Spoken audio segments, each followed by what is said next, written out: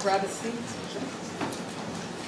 The two speakers can be in the center. The ones with backs. Yeah, you get the ones with backs. The Transmedia one. Transmedia one. Transmedia content. Yeah, so thank you, both of you. I think this is really a dichotomy of brand versus entertainment. It's a really interesting world, and there's a lot of similarities that we're seeing in the way of the approach, but there's also a lot of new things from both sides. I myself have watched a lot of Lizzie Bennett and drink a lot of blue bottles, so I think I'm in a good place in the middle. So please tweet us. We've got everybody's Twitter handles, and I think we can start. Frank, you want to go first? So, Myron, I want to start with you. I mean, I think one of the things that I'm kind of really excited about in kind of this kind of gathering is, you know, Bernie, I mean, what you've done is you've really thought kind of broadly about this story across these platforms and really kind of built that out in this extraordinary way. And I think you've kind of mentioned, you know, a viewer can go down rabbit holes sort of as they like. And I think that's something that brands are doing more and more of. And I'd love to hear you talk a little bit about how you think about that, or kind of what you're finding your kind of audiences doing to kind of explore, in a sense, that world through the different channels that you kind of mentioned. You've got SoundCloud, you've got Instagram, you know, the dispatches. You know, I was kind of reading some of those on Twitter over the weekend. I mean, they really do kind of tell this great story. And in a sense, every vendor, every place you guys go, every customer is a potential story. And you're kind of amplifying that to your channel. I'd just like to hear you talk a little bit about just how you think about it. Sure. So there are a couple different ways to think about specialty coffee and to think about telling the story of specialty coffee. One of those is very much facing the sort of the farm level and telling the story of the producers and the story of sort of globe-trotting and showing sort of the diversity of characters that go into producing a cup of coffee. That is a really compelling and engaging way to tell the story of coffee. But the other way, and the way that actually we pursue, I think, a little bit more ardently, is telling the story at a smaller level. We focus generally on our community of people, not necessarily just Blue Bottle employees, but our community in New York of customers, of dogs, of partners that we have, be it wholesale partners or chefs who have been, you know, publicly supportive of us that we've worked with, and kind of telling their story in as many ways as possible. We think that cultivates a bit more of the community that we're after. And we tend to think of the larger picture, though important. We don't emphasize that as much. And as far as telling the story, we try to pursue it in a number of different avenues. We're always after engagement. We're always after a way to get people into the store, especially if they haven't been there before. But primarily it's about education. We want to, you know, we believe a misconception about specialty coffee, about baristas in general, is that they're exclusivist, you know. We, I think, at root are always trying to foster a sense of inclusivity and also trying to offer a bit of education about specialty coffee. So that might look like, you know, a dispatch filed from Indonesia, but it also might look like a public coffee cupping that we hold, that we announce, you know, via our social media, and then document, but also hold on a regular basis and try to show people that it's not as prohibitive as it may seem, and basically just open it up and be as inclusive as possible on as many channels as are possible. And I actually have a question for Bernie, and it's a big question, I think. Designing the right content for the right medium.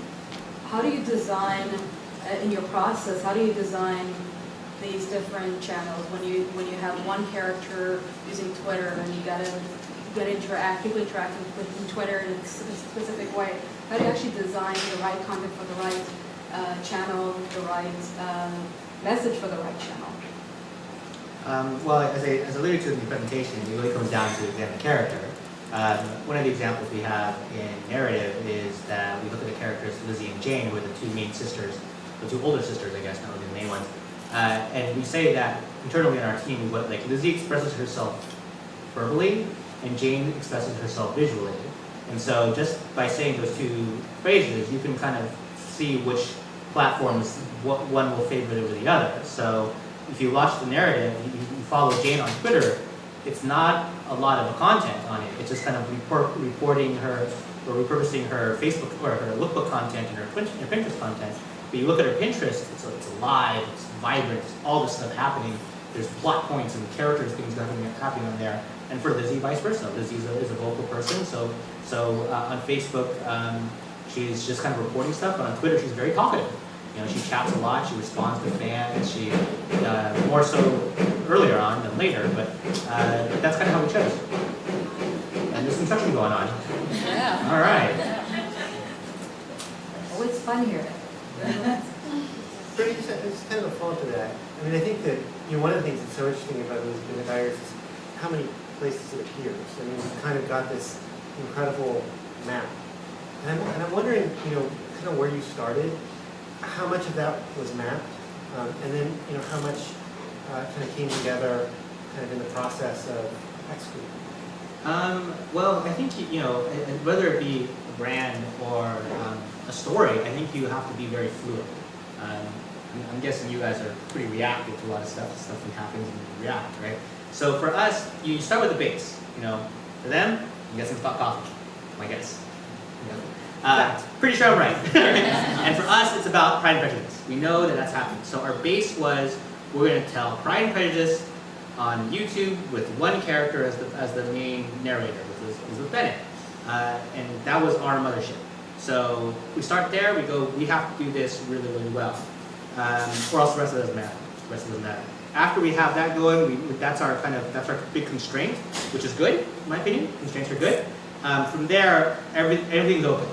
It's like, we want to go down this route. We want to make a character a LinkedIn account. Does it make sense? Okay, let's give it a shot. Let's see if it's working. There are social media accounts that we talk with that are in our stats that weren't as effective. For example, we used Get Glue at one point. Wasn't that effective? Let's say it wasn't that effective. But then we used something like This Is My Jam. It became this like big thing for This Is My Jam. They actually use us as one of their examples of how they use their service. So it's again being reactive to what's given to you and sticking to that mothership content again, whether it be about coffee or about Pride and Prejudice. If both philosophies apply. Am I keeping this? So, and this is kind of a question for both of you, because I think this is sort of the corollary of that, which is, there's obviously a voice that you're speaking in, and I think, that is informed by, your brand values, the hospitality, the business, and sustainability. And, Bernie, you've kind of got you've got a kind of a multi-local situation going on kind of as the shows progress. I'm just kind of curious how what structures do you set up to manage and kind of maintain that kind of over time? I have a question for you. I want to know, as you said it, when you talk about the producers that you guys and the dogs, right, in the community, like the little dogs, right? How much do you track them? Because that's a narrative. If I want to know more about who's producing these beings, how much narrative is there out there that I can go and find? Well, it's not the producer's dog. I Okay. misspoke. It's like the dogs that belong to us. No, of course that. Okay. It's like, well, I guess. But how much are we tracking that? Yeah, how much are you tracking producers, and how much are you tracking your fans with dogs? That's a really good question. I'm the only person producing any content about coffee in general, and so what I tend to do is do my best to sort of steal as much content from or opportunities for content from other people as possible. Producers are an interesting question because a lot of the infrastructure there's not a ton of infrastructure in the places that we're buying coffee from, and so it's not like they have the capacity often to be telling their own stories or even providing any sort of context for what we have. Basically, we have the notes that our green coffee buyer takes when he goes there. Whenever we can, if we can get a producer there, we will take the opportunity to try to tell their story and help them amplify their story. For example, we had a screening of a documentary about one of our producer partners from Guatemala, which we screened a couple weeks ago at one of our locations. Another producer who has come and visit was the subject of one of the podcasts, and I'll be attending the Let's Talk Coffee Conference in El Salvador in about a month, and we're going to be going, myself and our green coffee buyer will be going on a farm trip with one of our main producers who we buy from down there, and I look forward to interviews and photos and things like that, but basically we take it as we can get it, and we try to make the most of what we have. I would agree with that. But that's the same strategy. It's the idea of, we're both essentially telling a story. It's just, Blue Bottle as a physical, like, tangible product you're going to, with a commodity. But we're essentially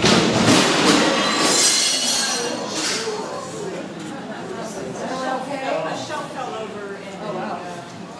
Everybody okay there? and that's the end of the coffee machine. Talking about coffee. It's just the bass in my voice, I'm sorry. Boom. We're just gonna continue. It's a really exciting panel. Yeah. Earth-shattering panel. Man, that's crazy. I guess I'm just going to continue because that's going to take care of itself. Yeah. So the idea of it's what is out there for you to find, and granted 100% of your audience of your buyers or drinkers of coffee aren't going to go and want to look up everything about everybody and what all the companies do, but to those 15 to 25% that do, yeah, they love it. They are in. They're going to buy everything up. They're going to go, well, the story of this producer who makes this coffee, I really connect that story. So that coffee is subconsciously better to me. Whether it actually is or not, you don't know. So for us, we have the same philosophy. Now you saw the 3 timelines. I saw that what they said in one slide.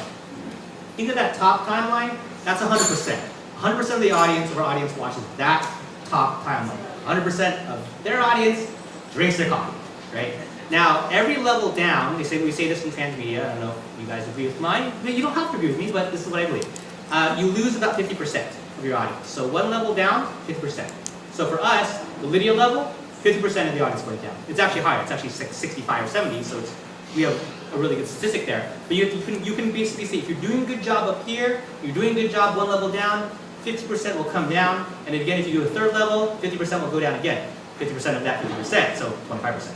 So, does it make sense, this is why we're here, right, to make content for 25% of your audience?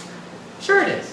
It just can't be the same budget, if you spend 10 million up top, you can't spend 10 million 2 levels down. You need to kind of figure out the math there and figure out the accounting. But there's value because everybody who's that level down, 2 levels down, those are your super fans. Those are the ones who buy up everything. They'll buy all the merch, they'll buy all the coffee, they'll buy everything that you sell on your website because they want it all. They love the brand or the story that much that they'll just eat it all up. And so you have to kind of map out all these things. And again, it's a fluid thing. It's chaotic. I'm guessing pretty chaotic on your side. You have to be reactive to a lot of things. For us, it's also reactive because you don't quite know what the fans are going to say. That example with the photo that the 2 actors I showed you, I took that photo because I knew I was going to put it in that thread. Luckily, someone beat me to it and asked about a photo, so I could make this illusion that photo was actually live and part of the universe, rather than something I had queued up as a script. So basically, I was being reactive to that. So I was anticipating something, and I got it. I think you guys probably do the same. Yeah, one thing I think that is really nice is the content that we're able to produce, we're freed up from being generalists in the way that you often have to be a generalist in a retail setting. We can get a little geekier, we can get a little more into the nitty-gritty, the finer details of the coffee. We can give people brewing parameters. We can talk about like a barista competition or a specialty drink or something that's like very, very specific to the world of specialty coffee. and not have to worry about alienating people away from us in the way that maybe you do if you're in a cafe and there's a ton of strange contraptions happening. And not to say we don't have strange contraptions in our cafe, but we also offer, we're always sure to offer a more sort of general approach to coffee, just a drip coffee or something like that. When people come to us, we already know that they're interested in learning more, and we're able to foster that curiosity in ways that are really exciting and like dorky, We really like geeking out over coffee, and a lot of the folks who, especially the folks like you said, who actually come to us and follow us, are interested in that too. So that relieves us in a way. Yeah, I'm one of those fans. But actually, I wanted to ask you, Bernie. So there is this new role, and it's been developing the past 5 to 7 years as social media has been evolving, and this new form of narrative has been evolving to the next level. So and you've been writing a lot of this, what's the tools and ways of approaching, and also what makes a great cross-platform transmedia writer? Oh boy. Schizophrenia? I mean, I'll tell you, it was, I'm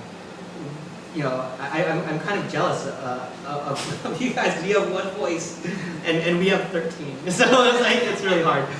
When Lizzie Bennett was at its peak, which is basically the beginning of this year, there were 13 voices going on at the same time. 13 characters were on Twitter and tweeting.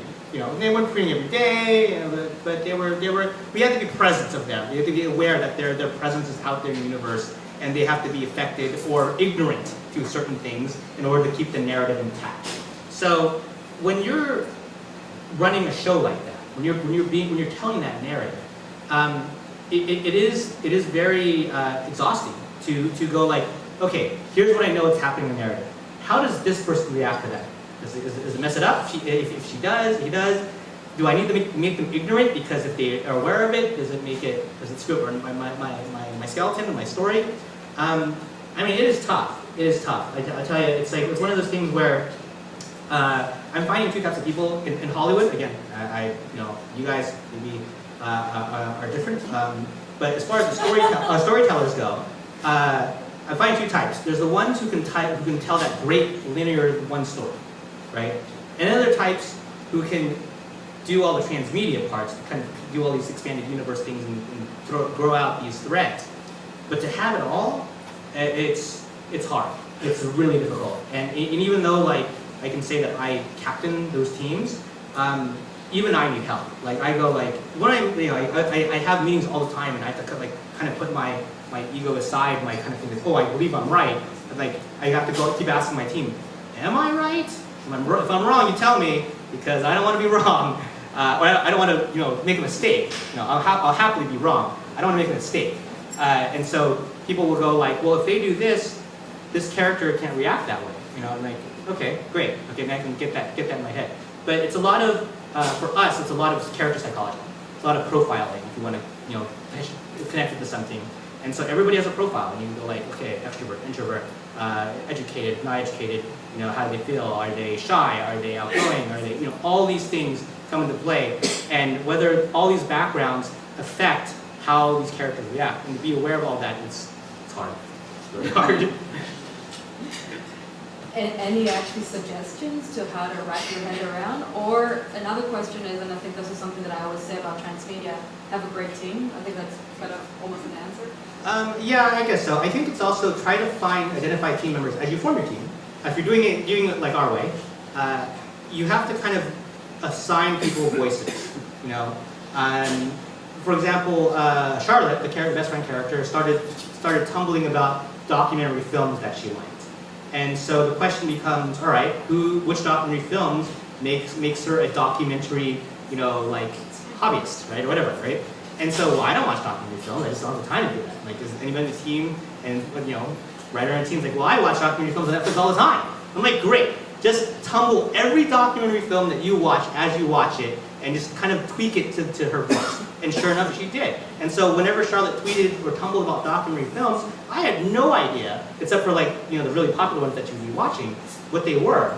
So to say that I had credit at that part was no. It was just me kind of handing off those duties to someone else more far more qualified for that area. And the same level, we have the fashion innovation that you saw on our side.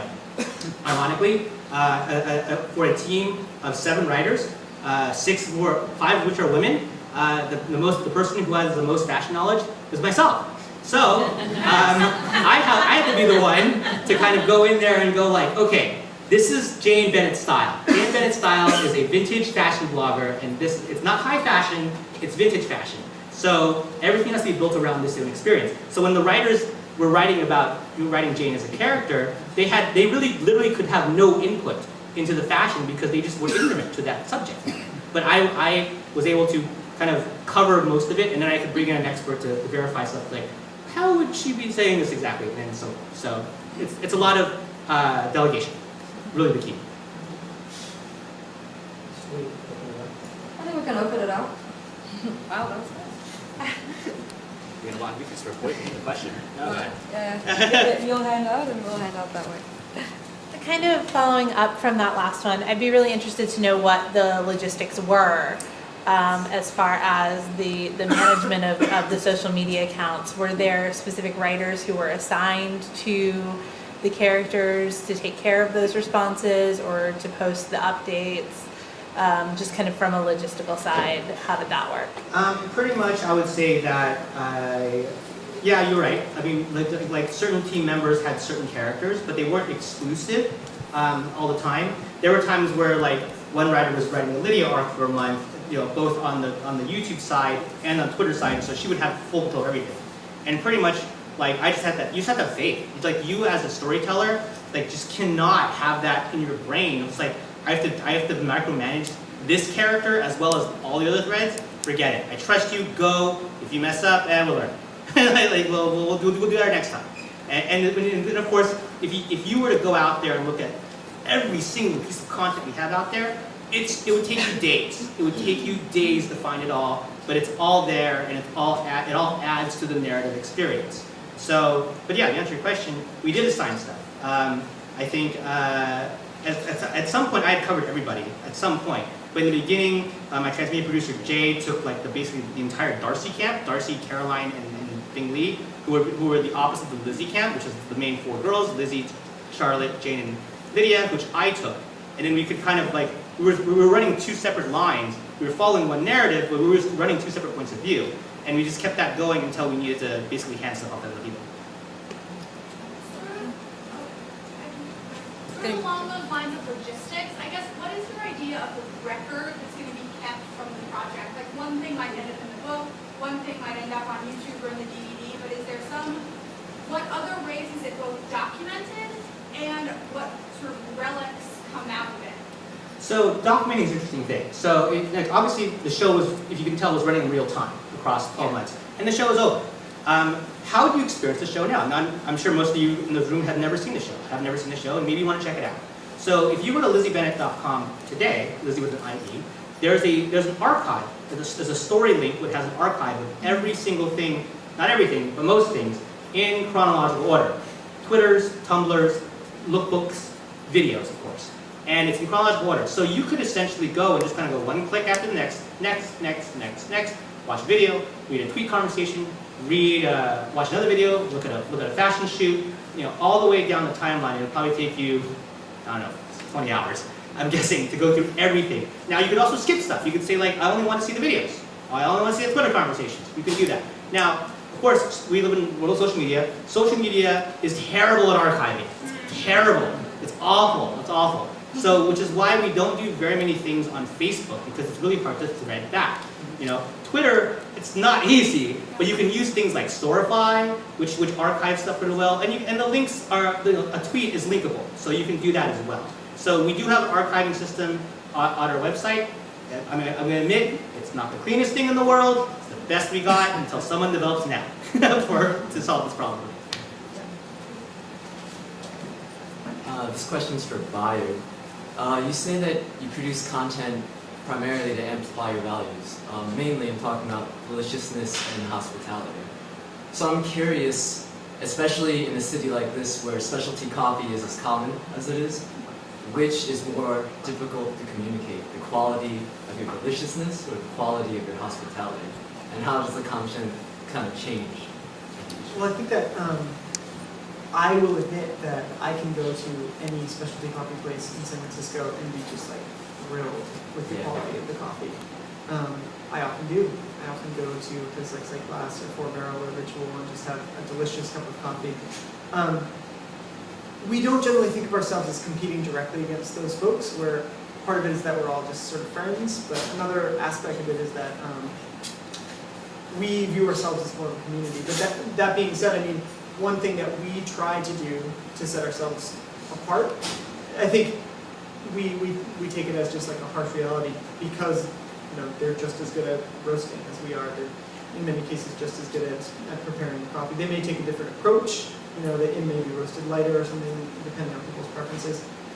So what we can control, sort of at this point, is the hospitality element. So I think to answer your question, we emphasize hospitality in a way that, we basically go for broke with hospitality. We try to do everything in our power to make sure that people are having an amazing experience, I guess, both in our cafes but also on our site. And as far as producing content online goes, that means maintaining that tone of inclusivity. That means fostering engagement with people. That means trying to create shareable content that helps people align themselves with what we're all about, and doing that in a way that just like reflects our values and hospitality. This is another logistical question, and it's for both of you. I know where you talked about that you're the sole person in your department right now, and you talked about the different content streams you're working with. And I wanted to know a little bit more about how frequently you put content on the streams, how frequently you update, what your timelines are, and how you manage that. And then the same for you, Bertie. I wanted to know how large was your staff? How large was your budget? How large was your timeline for what you were doing? Which is you kind of represent the opposite ends of the spectrum here. And I wanted to get a kind of grasp around, again, how often were people tweeting and, what was the policy around these things? For me, there is no set timeline, but there are times I think that are most appropriate to post on social media. I think before people go to work, right after they're getting off of work, if it is a non-time sensitive piece of content that we're putting on. When it comes to something like the public announcement of a new store opening, which tends to generate the most interest and the most receptiveness from the people that follow us on social media, that becomes a little bit more orchestrated. I'm in charge of both internal and external, so what I have to do is send an internal announcement out, make sure that everybody has sort of checked back in about it. From there, make the external announcement, but also having quoted various press outlets beforehand.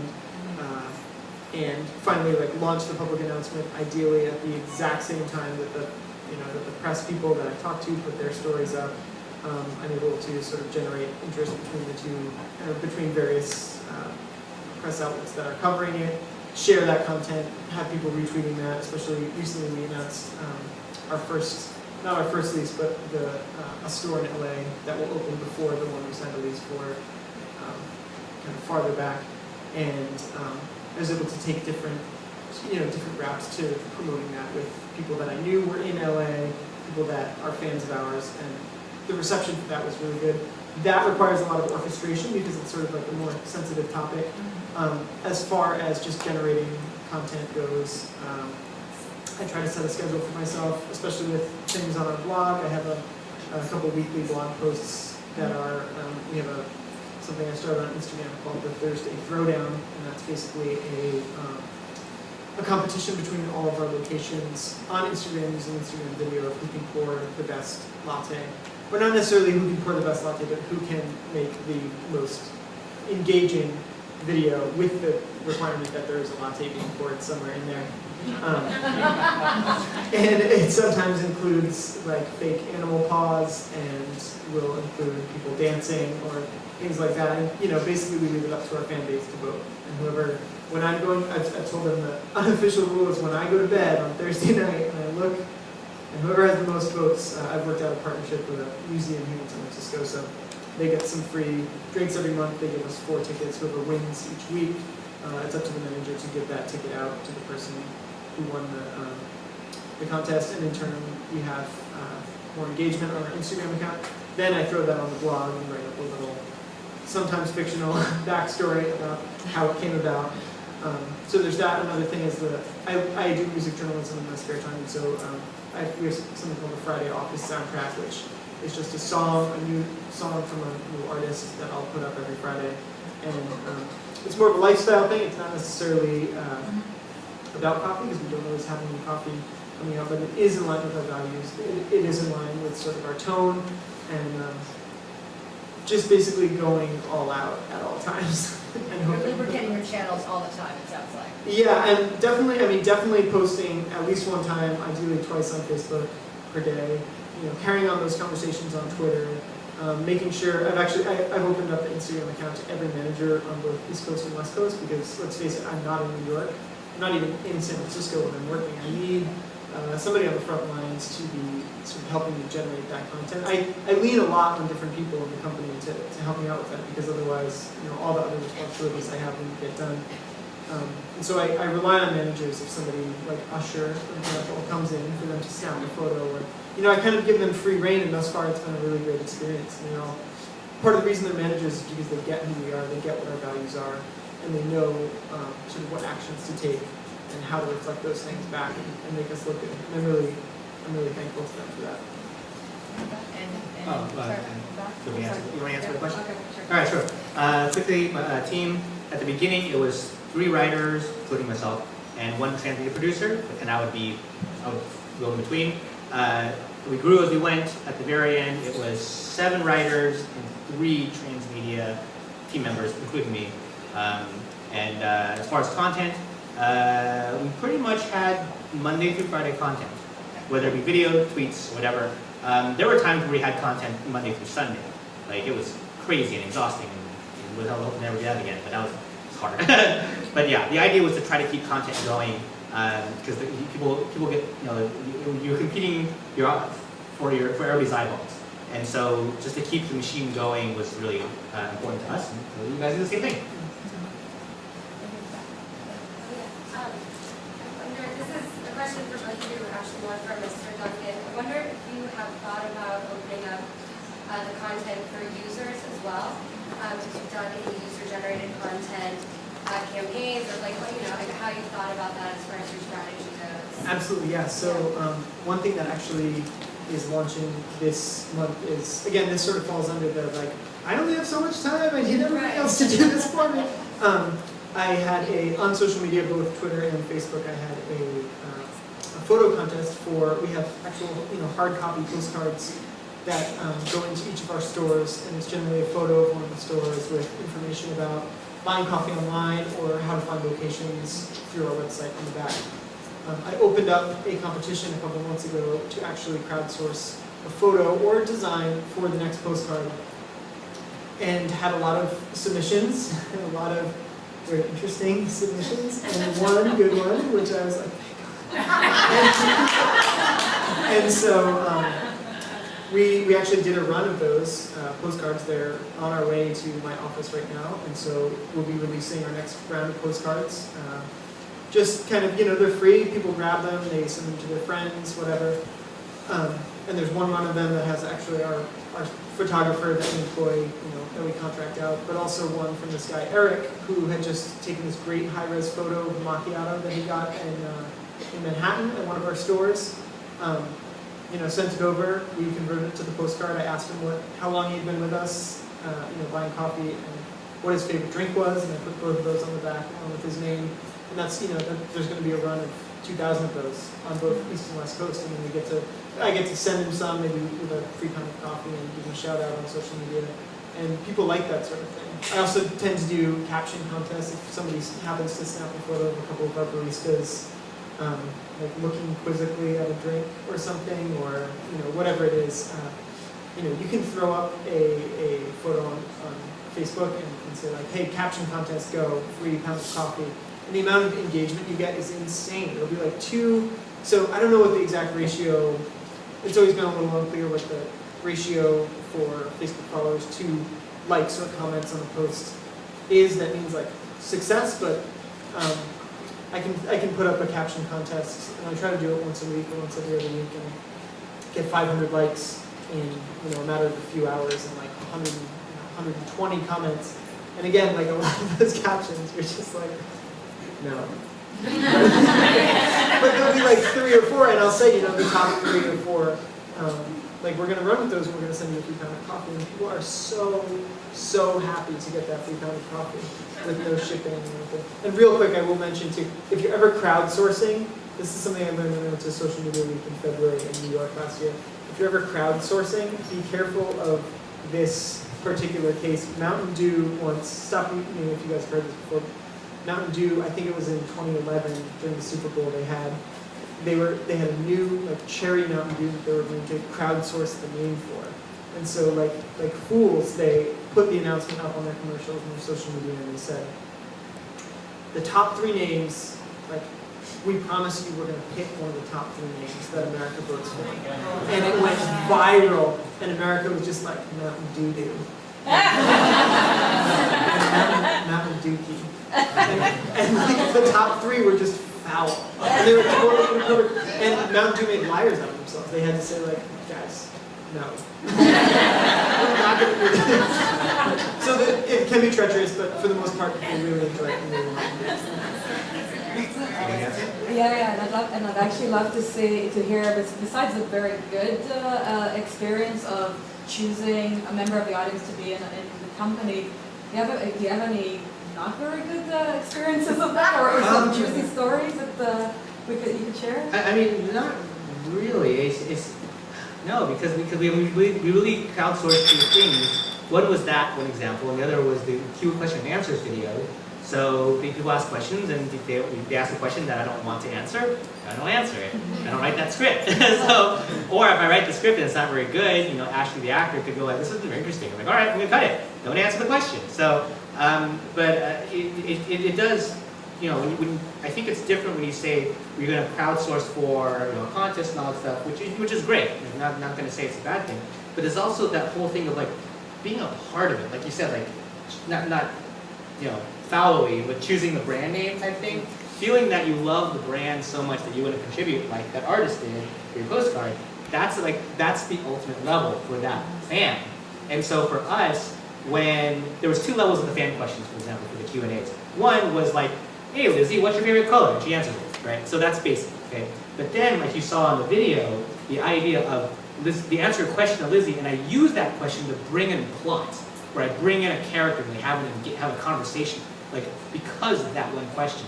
That was like the holy grail for each of the fans. So when the fans started asking questions, the biggest thrill wasn't just having a question answered. It was I asked the question that brought Darcy into the video, or I asked the question that did this. So that to me was, as a storyteller, as a guy who brands himself as a storyteller, that to me was the ultimate. I was always so proud of being able to do that for that fan, just really because he or she, probably she, asked the right question for me.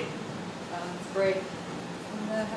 Yeah, I was just wondering. I think this is mostly a Blue Bible question, but maybe both of you.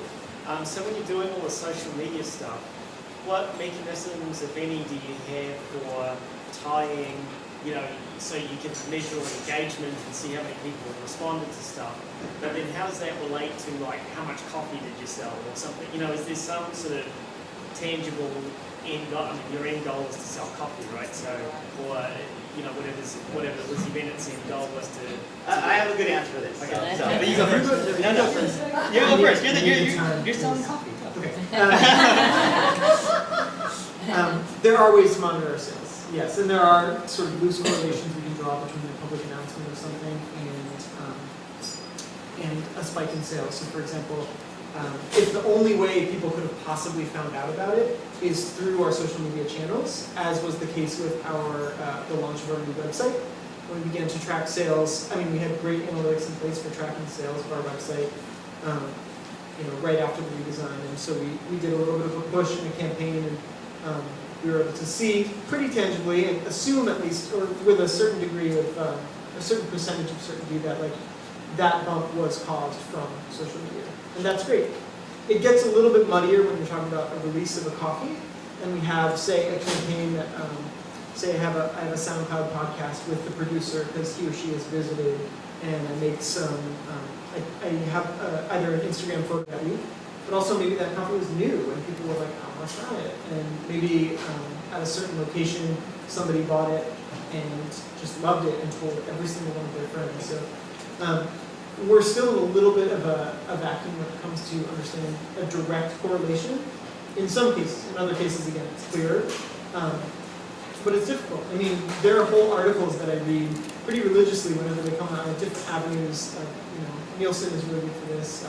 Wildfire, Google's sort of subsidiary social media tracking service, has a lot of free papers that they publish that tend to just come out on a monthly basis. A lot of them are about ROI stuff with social media and things like that.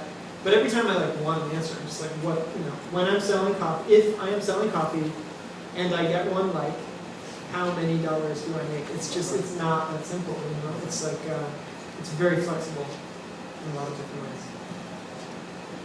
So there's still a couple things here. To answer your question about what tools we use, we actually use a lot of tools to do a lot of content management on our site.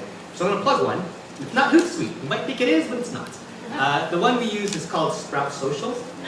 I think it's just easier. I mean, there's a personal thing. And in my opinion, personal opinion, Sprout Social's metric tracking is much stronger than Hootsuite's is. Even though pricing-wise it's a little more expensive. I think the value of the ease of use, I'm an Apple user as well, the value of an ease of use is worth the extra dollars.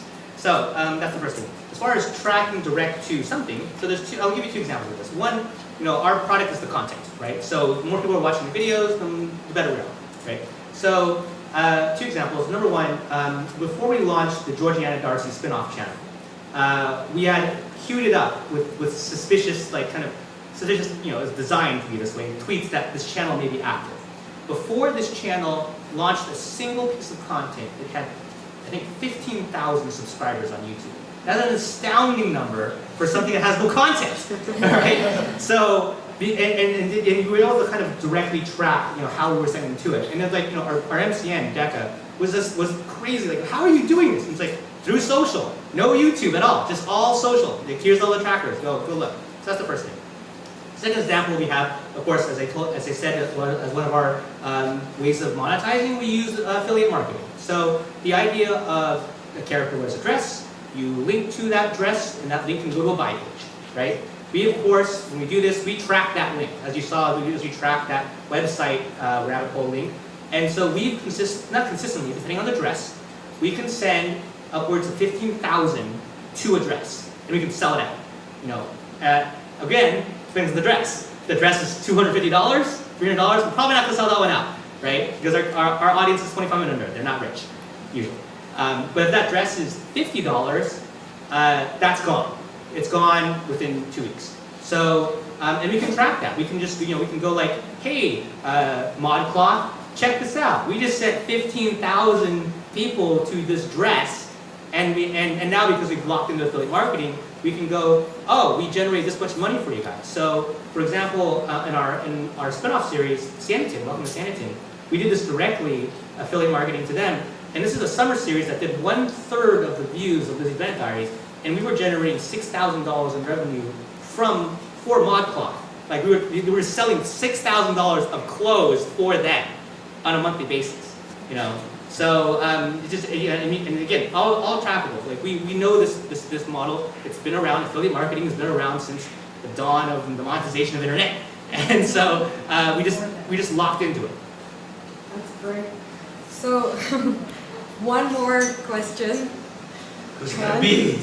Oh, you can come back. Yeah, you can talk to him later. So you both had success. Blue Bottle's just been acquired, is that correct? Sort of. We had a round of investment. NPR said so. Yeah. Then it has Talk to to be me true. after. All right. Too many cameras going on? Too many cameras? And you've had success, and you're in LA, correct? Yes. All right, so I've just been back from LA, We will be too. and what sort of well, I guess I want to ask two things. One is, what sort of pressure are you under to conform to legacy models or as Richard refers to them as paper models, or in TV in LA, now you're coming out with a book, and then the next obvious thing is that there's going to be a flat TV series that may have a second screen component to it. Are you under a lot of pressure to conform to existing media models, even though you've both been very successful in producing transmedia models? No. Well, Thank goodness. For me personally, it's social media will always be, and content production in general. We love coffee. We're in the coffee business, and we always will be the coffee and retail business, and that means actually, people smiling and holding delicious cups of coffee, and that means like having great experiences in our retail cafes. I don't feel any pressure to conform to any sort of traditional marketing campaigns. We do have investors, but every single one of the investors who's ever come to me to talk about a marketing strategy is just like never market traditionally, like keep doing what you're doing. There's a refreshing degree of mobility to what we do, and it is very low budget. I mean, social media is free, and my time is not free, but we're not outsourcing any of that content production to anyone else. Depending on how many stores and cities we have in a few years, it might be the case where we need people producing more sort of hyper-local content and developing partnerships in different cities all the time, and that's like the sort of the way we might want to grow. But for the most part, right now, we're very much embracing the model of not being tied down to any traditional marketing mode, because we started out roasting coffee in the coffee shed, and selling it at the farmers markets. And every single time somebody's come along and told us to do something one way, we did the exact opposite, and it's just worked very well for us. And I can't imagine that the very nature of sort of what you do is not traditional. So I'm very interested in it. Well, I was looking forward to the Super Bowl ad for Blue Bottle.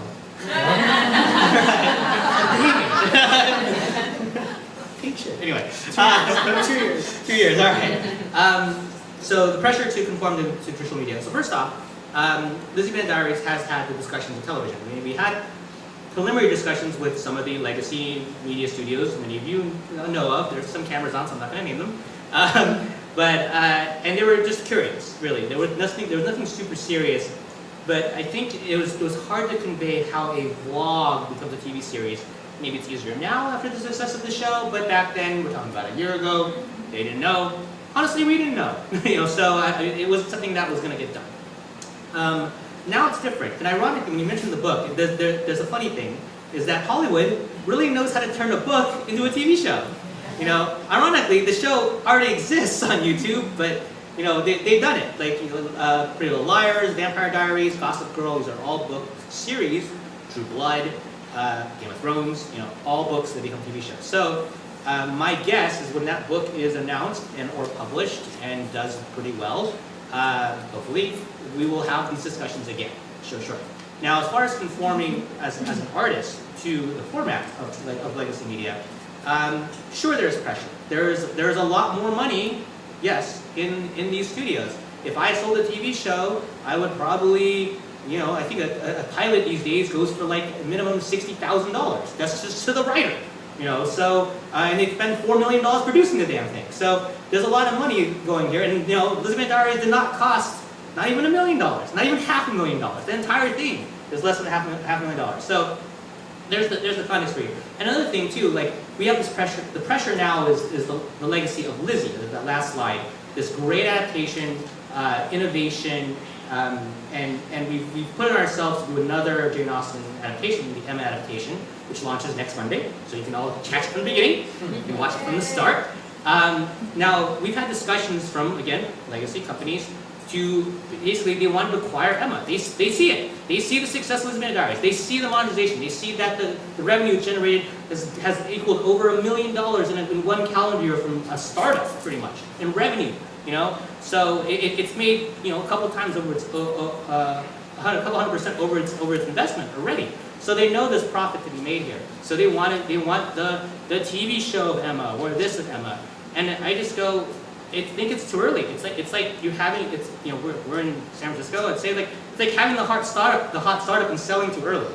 That's my feeling of it. So I'll take the discussion. I'll take the meeting. We'll talk about it. But you know, one of the questions they want, and this is all media, all visual media, well, TV media right now, is it's all about territory. So how does a TV show make money? Make a TV show. You launch in the US, but only in the US, then you sell it individually to each territory across the world. UK, Australia, Canada, Asia, Europe, blah, blah, blah. So we, of course, use YouTube, which of course is available across the world, right? So that kind of, you know, chops that model in the knees a bit, and we may be throwing away more dollars up front, but at the same time, we're reaching a wider audience because YouTube is worldwide. And so our strategy is to go for the worldwide audience rather than try to go for the quick payout and say, we're gonna debut on Hulu, which is only US, we've only watched in the US, and then try to sell to each individual territory and so forth. I mean, we may be throwing away millions of dollars, to be honest with you. I don't know, you know, because each territory has its own value. And right now, YouTube ads are pretty terrible anywhere that's not the US, from my understanding right now. So, yeah. Thank you. You're welcome. Thank you. Thank you for having us.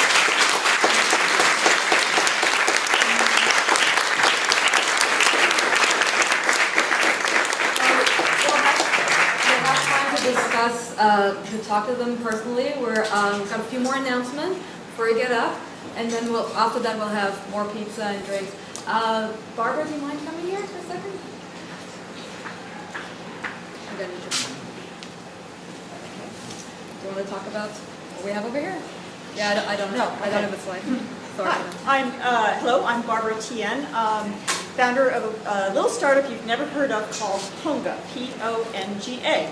And I've had the privilege of getting to know all of you from time to time at the events I've come to, and Maya and Beth of the Transmedia team, and frankly just enchanted with the whole storytelling, the whole transmedia world.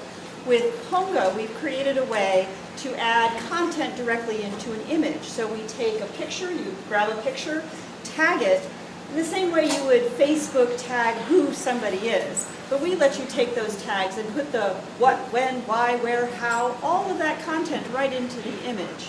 And you put as many of those in as you want from your mobile or from the web, and then share it with anyone. The picture that you create is itself a web page, a link that you can share with anybody and post to content. So essentially, social media can now carry that content with you. Ponga is in beta now in the web version. We'll shortly have the mobile version out as well. And I'm thrilled to just spend time in these transmedia groups because you folks are the storytellers. We just have a tool. And it just gives me tingles to see some of the kinds of things that you guys are already creating and I'm already hearing about, talking to you. I'd love to talk to you about it afterwards. Okay? Thank you very much.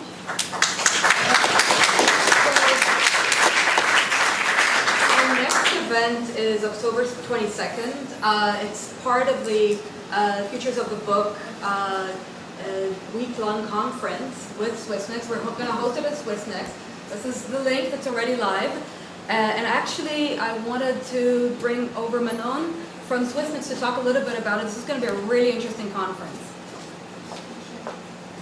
Hi everyone, I'm Manon, I'm from SwissNext. SwissNext is a Swiss initiative. We are the annex of the Swiss Consulate in San Francisco. And we try to connect, well actually we do, we connect the dots between our two countries in diverse areas such as arts mainly, technology and science. And we decided to work together as co-organizer of futuresofthebook.com, which is a week about the future of the books in the digital age. And one of our events actually is, as Maya just said, a meetup that we're gonna co-organize with Transmedia SF about the future of the books and all what it means in this digital world. And this is gonna kick off actually our exhibition, the Book Club, that's gonna take place from October 22nd to November 1st. And part of the weeks We also have other events organized with the Berkeley Center for New Media on the 23rd. It's going to be 23rd and 24th, actually, 2 days of academic conferences, so feel free to come. And another event we're organizing is a day of hacking into the books and all stories related to the books. It's going to take place at Swiss Next. And we also organize 2 days conferences at the Internet Archive. So here it is, just follow the link and come and join us. Thank you.